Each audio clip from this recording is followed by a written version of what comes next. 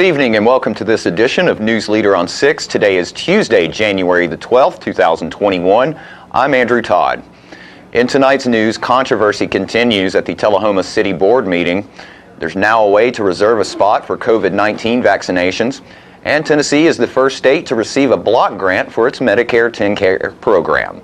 We'll have all these stories and more on tonight's News Leader on 6. My wife Jackie has always been the life of the party. But things changed when she couldn't be as active anymore. They told me I needed a double knee replacement. It's not as big a deal as it used to be, but she still needed to go to rehab. I was amazed at how good the therapists were at Life Care. They took really good care of me. They took excellent care of her. And now she's back doing the things she loves, and that makes everyone happy. Life Care Center of Tullahoma wants you to get active and live well. Hi, I'm Fran Gray with Alzheimer's Tennessee. When you receive a diagnosis of Alzheimer's disease for yourself or someone you love, please know that you do not have to go through this journey alone. Alzheimer's Tennessee is here for you to provide support and education, all the help you may need to get through this challenge. Our number is 931-434-2348. We encourage you to give us a call. We're here to help. Welcome back. At last night's Tullahoma Board of Mayor and Alderman meeting, the controversy over Alderman Jenna Aumacher's social media posts continued. Here we have Marie Desailles, who spoke out against the alderman's activities.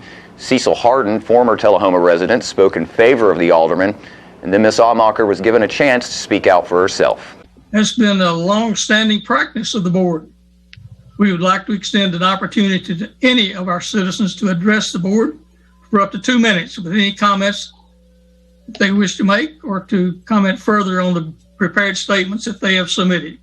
Marie Desailles, I believe is how you say the last name, and she also provided a letter or a statement that has been distributed.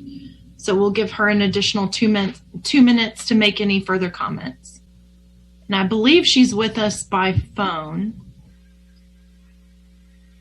Okay, can you hear me? Yes. Okay. So first of all, I just want to state that I don't know Jenna Aumacher personally.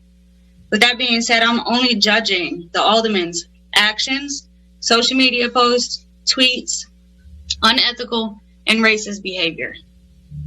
I didn't move to the state of Tennessee until 1997.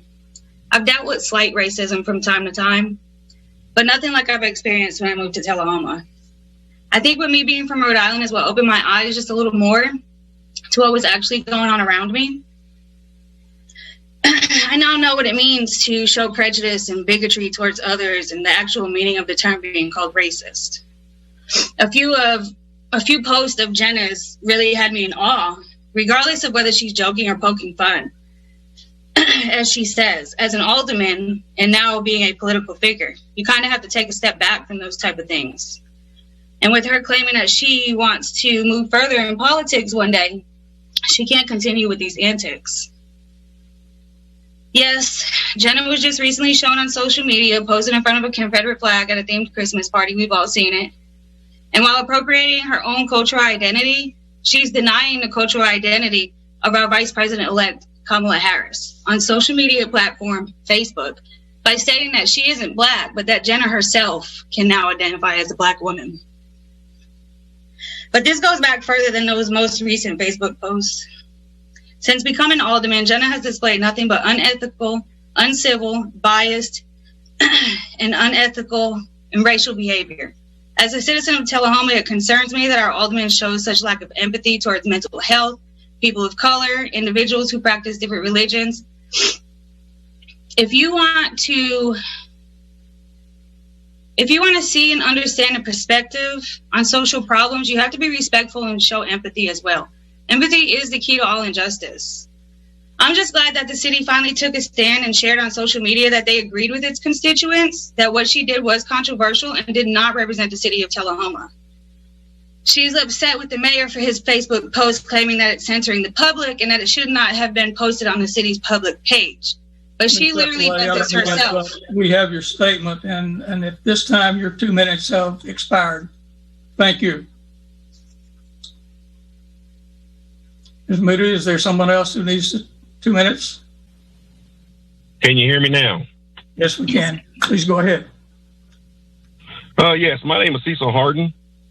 I'm just to give you a little bit of my background. I'm a retired policeman, 10 years of it served there in Tullahoma, and I'm a former United States Marine. I'm a business owner in Tullahoma and Manchester. I'm basically calling in because I've heard the things that are going on with Miss Armarka, so I want to speak on her behalf. I think the world of her. I think the world of her brothers. I think the world of her fathers. We've been friends a long time. She, like me, is not politically correct. We speak what we see, which is the truth. I don't know all the things that the reason why this meeting is being held, but I will back her in anything she needs to do as far as her agendas go, because I believe in her and what she believes in. And I guess in closing, all I can say is, and I just so happen to be black.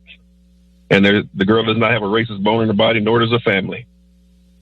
As I indicated in my prefacing remarks, I did indicate that if an alderman's name was called, that they would have an opportunity to respond.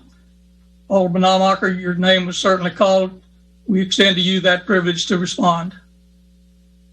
Yes, sir. I'll take just a moment. I submitted a response to Channel 6 News, and I think that this might be a time to just reiterate part of what I said in my response.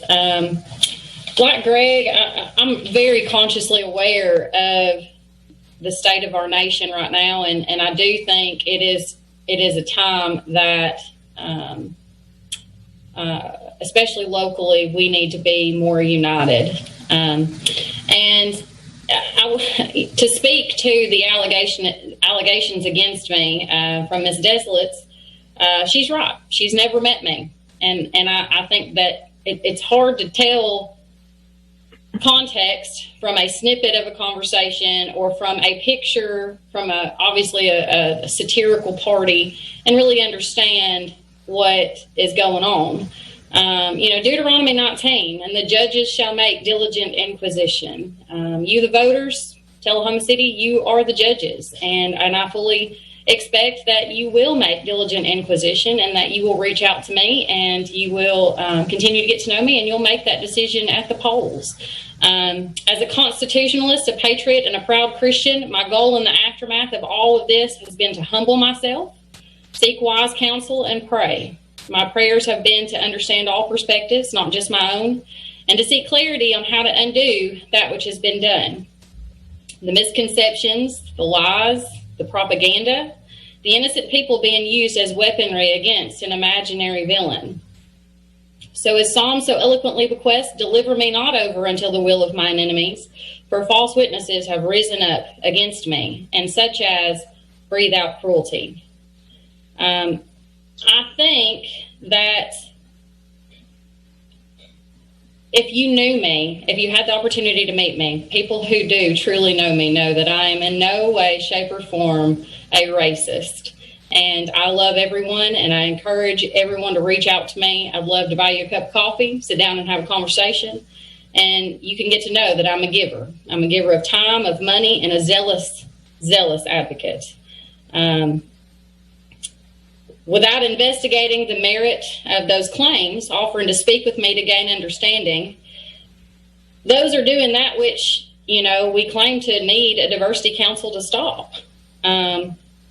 We need to respect and embrace the right of others to have differing opinions, and to understand that not everybody's going to be as politically correct as others, and not everybody believes in the fruit of being so.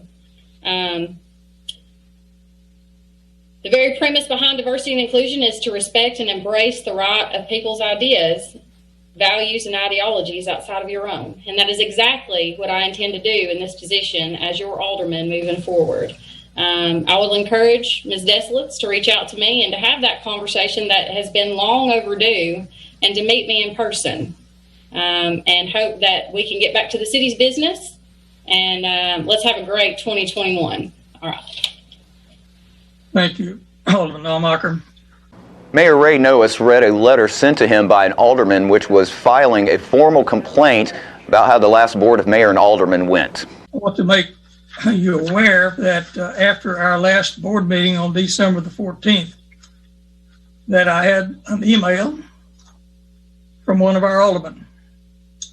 The subject of that email was decorum during our meetings. The email was to lodge a formal complaint.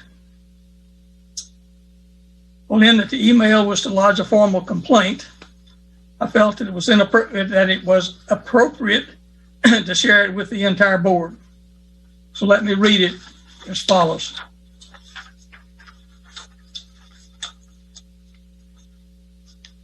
The events that played out in the meeting during our board meeting were unacceptable.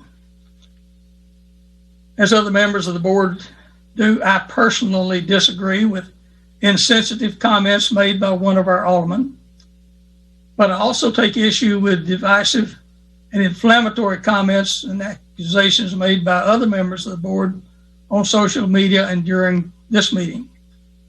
I feel that each of us, if we choose, can use our own individual time and individual channels of communications to make our own opinions known, not the boardroom or any city communications channels. Our board meetings are for carrying out business of the city.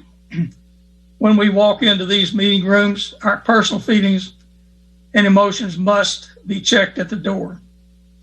Well-intended or not, there's no place for grandiose speeches or admonishing other board members or indirect ill speak of other board members in our physical or virtual chambers. I am guilty of this myself, and this admonishment goes for me as well. The alderman did include a snapshot of our city code that expressly prohibits us from doing certain things. So while he said he did not send this to the full board because he didn't feel it was in his place, I felt it was but it was completely appropriate to share it with you. Specifically, he addressed the respect to our city charter regarding decorum in meetings. 1, confine our remarks to the merits of the subject under discussion and with no outside discussion. 2, maintain a courteous tone. Never attack or make any allusion to it or to the motives of other members. So in following these guidelines, I'd just like to ask that comments be addressed to the chair, not to other aldermen, as it's just been a long-standing tradition or practice. If another alderman is mentioned, they'll be given an opportunity to respond. So with that, regarding our previous meetings and with your comments, Pro Tem Blanks, I think we'll get our meetings off to a good start this year. I'm anxious to do that. Viewers can watch replays of the board meeting on Tuesdays and Thursdays at 1 p.m. on Charter Channel 193 or anytime on our YouTube and Facebook pages. And we'll be right back with more news after these messages. When your family suffers the loss of a loved one, the caring and compassionate staff at Tullahoma Funeral Home and Coffee County Funeral Chapel are standing by to assist you in every way possible. We are proud to support local industry and offer only Batesville caskets. Many funeral homes don't own or operate a crematory. We utilize the only crematory in Coffee County. Your loved one never leaves Coffee County. We can accommodate any need and any budget. Consider our complete pre-need service to remove this burden from your family during their time of grief. Lock in today's low costs and protect from inflation. Tullahoma Funeral Home and Coffee County Funeral Chapel. Our family caring for your family. Here at Stan McNabb Collision Center, we work with all major insurance companies, and we get the job done right the first time, on time. Well, I grew up in Tullahoma. We'd always done business with Stan McNabb, so when we needed collision service after a run-in with a deer, we knew to call those guys. We already had trust with them. We called Cody. He took great care of us. He kept us posted every step of the way, and we couldn't have been more pleased. Getting your vehicle back to pre-loss condition shouldn't be a headache. So in the event of an accident, contact me, Cody Hall, at Stan McNabb Collision Center. Welcome back. 100-year-old Inez Daniel didn't blink as Stephanie Brown administered the COVID-19 vaccine on Saturday at the Lincoln County Health Department, declaring it the easiest I've ever received. During her 100 years, Daniel has had her shares of inoculations, including polio, measles, mumps, rubella, and chickenpox. Kimbrough called Lincoln County Mayor Bill Newman to see if Daniel could be the first 100-year-old in Tennessee to get the vaccine. Calls were then made to Amy Mitchell at the Tennessee Department of Health and got the okay. This great-great-grandmother was joined by 4 generations of her family, where her daughter Nancy Kimbrough, great-granddaughter April Smith, and great-great-granddaughter Allison Stewart also received the vaccine. Kimbrough's daughter Millicent Smith didn't meet the age criteria for the vaccination, nor did April Smith's 19-year-old son Jeb Huffman, but they came to support the family. Both said they will get the vaccine when it's available to them. April and her daughter Allison work in the healthcare industry. In addition to waiting to receive the vaccine for their own protection, this close-knit family was hoping to inspire others to follow their example. Daniel was born in Marshall County, Alabama on December 5th, 1920, and still lives in the home she built in the early 60s. They will have the second dose on Saturday, January 30th.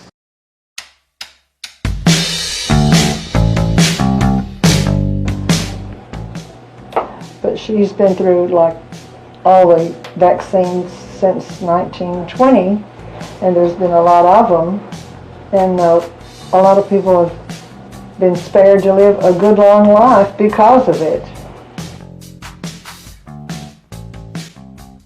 I think, you saw from 100 to 20, 28 years old, so a couple of them weren't healthcare workers, and the fact that they still wanted to get the vaccine, and that shows a lot.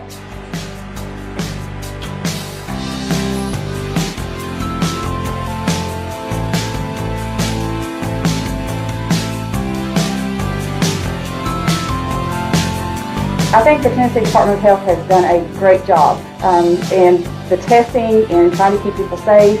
And even today, they've done a terrific job based on the turnout that they had. I don't think that there's any way that they could have expected this many people to turn out to get their vaccines. And I think they've just done a tremendous job, and they deserve to be applauded for that. We urge everybody that's eligible in these phases, the phases will go in different stages. So anyone eligible for any of the phases, please, we want you to come get your vaccine as soon as you can. And after these messages, we'll be right back. It's not invoice. It's not MSRP. It's not Christmas Day, although it may feel like it. It's the lowest prices in Middle Tennessee, period. It's a Stan McNabb Chrysler Dodge Jeep Ram or Stan McNabb Chevrolet Buick GMC Cadillac before these prices are gone forever. All right, the cat's out of the bag at Carroll Street Liquor in Tullahoma. Now you know where to go if you're planning a get-together and want the ideal wine or spirit. Party planning can be stressful, but at Carroll Street Liquor you'll find everything you need. Mixers, gift sets, and all of your favorite spirit brands. So if you're feeling the pressure to pull off the ideal party, come to Carroll Street Liquor and select among the seemingly endless supply of wines, spirits, gift sets, and more. Your perfect party, it's in the bag with Carroll Street Liquors. Welcome back. Coffee County residents who qualify for Phase 1A1 or 1A2 of COVID-19 vaccinations, which includes those 75 and older, inpatient healthcare workers, staff of COVID testing facilities or related fields, can now sign up online to be on a list and receive their COVID-19 vaccination through the health department at signupgenius.com/go/coffee-COVID-19-priority-list. We know that's a lot to remember, so you can also find the link out on our Facebook page or Coffee County Emergency Management Facebook page. The website can also be used to learn the phase of vaccinations you qualify for, and we'll even let you sign up early to receive a notification via text or email when your vaccination phase is about to start. Currently, there are 582 slots that have been filled. The health department is supposed to offer vaccinations Mondays, Wednesdays, and Fridays at the Coffee County Fairgrounds. However, that depends on availability. Drive-through testing is conducted at the Coffee County Fairgrounds on Tuesdays and Thursdays, or at the Tullahoma Health Department with self-test kits on Mondays, Wednesdays, and Fridays. Even with the incredibly high demand, test results are currently averaging 1 to 2 days. We plan to have an interview with Coffee County Emergency Management Director Alan Lindley on Thursday's news with more information. And we'll be right back with more News Leader after these messages. I'm Philip Bourne, Stanley Knapp Detail Shop Manager. Here are a few things our customers have to say about our service. What I love most about the Stan McNabb Detail Shop is there's someone local that I can trust to pick up my car, have it cleaned, and deliver it back to me in showroom condition. What really amazed me is when he opened the hood and looked like he had taken the old engine out and put a new engine inside. We have several different packages and individual services to get your vehicle looking like new again. We're located just behind Stan McNabb Chevrolet dealership. Call today, schedule an appointment, and see what a difference our detail can make. Here at Manchester Funeral Home, we know the importance of living and working in our local community because it's those families who we serve during their time of need honorably. We believe in supporting local business and offer only 100% Batesville caskets, the best in the industry and a driver of our local economy. If you want straightforward and fair pricing while working with the people you know, choose Manchester Funeral Home, serving your community since 1932. And pre-planning and pre-funding can be the best gift you ever leave your loved ones. Call us to pre-arrange. Manchester Funeral Home. Our family, caring for your family since 1932. So you've been meaning to do something healthy, commune with nature, get outdoors and meet new people. We have the perfect solution. Come hike with us. You can find a Tennessee Trails Association chapter near you, including Clarksville, Columbia Franklin, Highland Rim, Jackson, Knoxville, Oak Ridge, Memphis, Murfreesboro, Nashville, Plateau at Crossville, and Upper Cumberland. We're on the web at TennesseeTrails.org. It's fun, it's stress-free, and it's good for you. See you on the trails. Welcome back. Tennessee's Governor Bill Lee announced on Friday that after more than a year of discussions and negotiations with the federal government, Tennessee's Medicaid block grant waiver and amendment received approval Friday, January 8th by the Centers for Medicare and Medicaid Services. Tennessee is the first state in the nation to be granted approval for this type of block grant arrangement, which will result in an innovative alternative financing agreement for its Medicaid program and provide additional flexibilities relative to its administration. We go now to Governor Lee's announcement. Hey everybody, I'm checking in to share breaking news for our state as we've made good on a commitment toward modernizing our health system and keeping Tennessee on the cutting edge of high quality care. It's been more than a year and a half in the making, but Tennessee has officially become the first state in the country to receive approval from the federal government to implement a Medicaid block grant waiver. Our TennCare system is one of the top Medicaid programs in the country, and this new flexibility under the block grant model means that we can work toward improving maternal health coverage, clearing the waiting list for intellectual and developmental disability services, and reaching more needy populations through targeted interventions. Under this block grant, our state will be rewarded for our strong financial management of the TennCare program, and will gain additional funding from the federal government through shared savings. This means that we will be able to make additional investments in TennCare without a reduction in services and without provider cuts. We've shown that partnership is a better model than dependence when it comes to running a Medicaid program in our state, while providing high-quality services at the same time. It's a historic day for Tennessee, and I thank the members of our General Assembly for creating the flexibility to pursue a new path. I also want to thank CMS Administrator Seema Verma and her team for working hand-in-hand with us to develop a trailblazing solution in healthcare. Tennessee will continue to be a leader. We'll always look for opportunities to innovate and to improve. I look forward to keeping you updated about the block grant in the days ahead.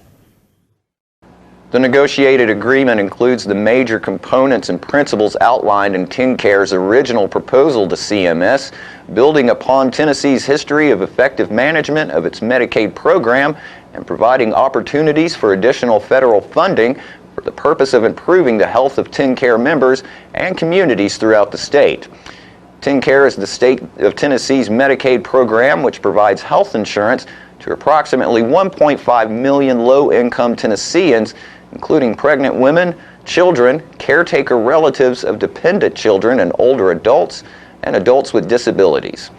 With a satisfaction rating above 90% since 2009, TennCare provides health insurance, including long-term services and supports through the use of managed care.